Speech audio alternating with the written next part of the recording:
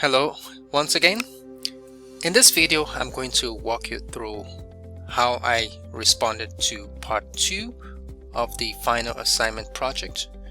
I'm playing the role of a student, so for instructional purposes we are looking at David Foster Wallace's 2005 Kenyan commencement address. So we have the full transcript of the commencement speech, and I have decided that I'm going to respond to this to fulfill the part 2 requirement of the final assignment project. Now, once you've responded to part 1, it should be a bit easier because you've already read the whole entire commencement speech. So now we're going to engage in what is called rhetorical analysis. Rhetorical analysis is a topic that we cover in this class. The textbook covers it. So if for bell ringers, look at the contents I posted in the course materials folder. Look at your course textbook to understand the process of rhetorical analysis. Now in this video I'm going to be walking you through how I went about writing this rhetorical analysis of the Kenyan commencement address. It's also known as the "This is Water" speech, a very famous commencement address that David Foster Wallace gave. So without further ado, let's look at my own rhetorical analysis of David Foster Wallace's commencement speech. So in writing a rhetorical analysis of his commencement speech, I had to zero in on certain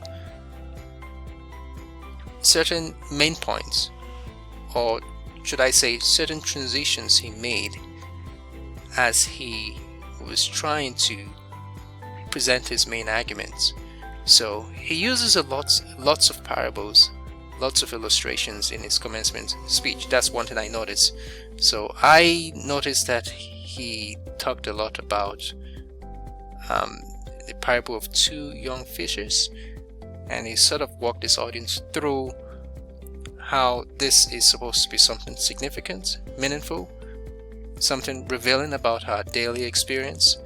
And that was something I tried to capture in my rhetorical response. I know you can see my screen. So if you are familiar with rhetorical analysis or the rhetorical modes of persuasion, you know something about ethos, logos, or pathos. David Foster Wallace employs ethos, logos, and pathos in his commencement address. Many speakers do.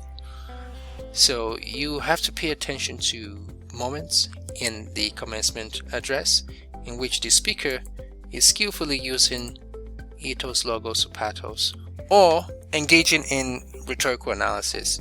And it's not just saying something is ethos, logos, or pathos. How do they persuade their audience? What were some observations you made? Is there a way they did it? And if so, how did they do it? So in my rhetorical analysis, I also take aim at Wallace's attempt to explain, to bring to light, to give more meaning to what is called liberal arts education. The actual human value, instead of just a material payoff, says Wallace, is the single most pervasive cliche in the commencement speech genre. So this is when talking about the meaning of liberal arts education. So he wants to do something new. So I captured that, and I also talk about when he begins to share his experience and his fears as a student. He was attempting to build a connection with his audience. And of course, if you're a speaker and you're trying to build a connection, the best way to do so is to talk about, present your own credibility, present your own experience, present your background. Hopefully it's something that will connect to the students. So David Foster Wallace is doing that here, and in other words, he's using ethos. So what I've done in this paragraph here is to illustrate something about ethos in the speech. I repeated that how he uses other rhetorical modes. For instance, in this paragraph, he talks about a religious man and an atheist arguing about the existence of God in a bar. So what did I do?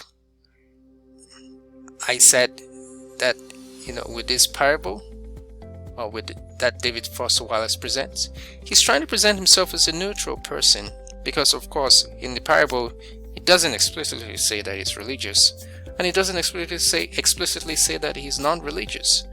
So he presents this parable to keep us open, and I said here that he presents himself as a neutral and objective person.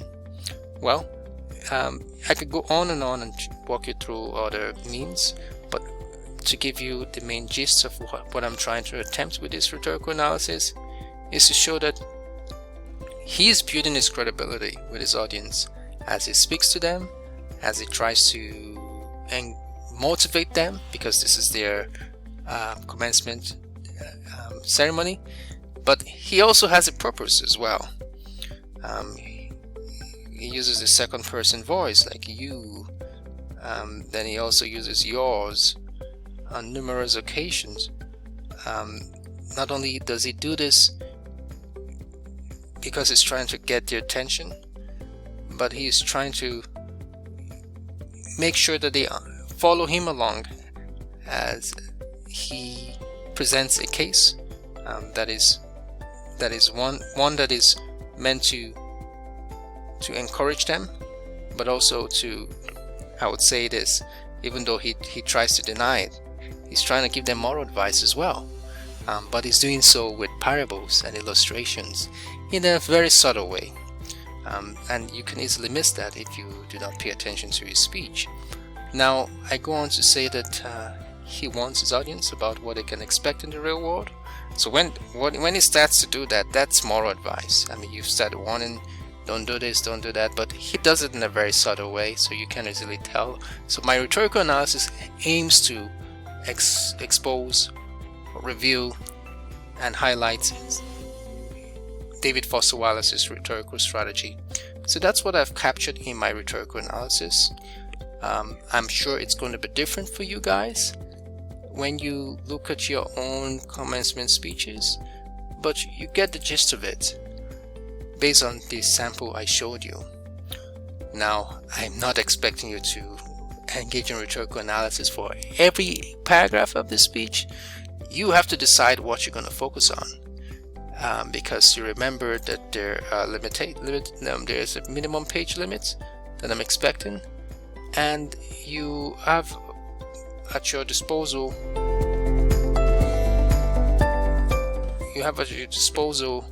the speech that you have, the video that you could even take a look at, if that gives you an idea about the way they're gesturing or the way the audience is responding to them. So you can use that in your rhetorical analysis.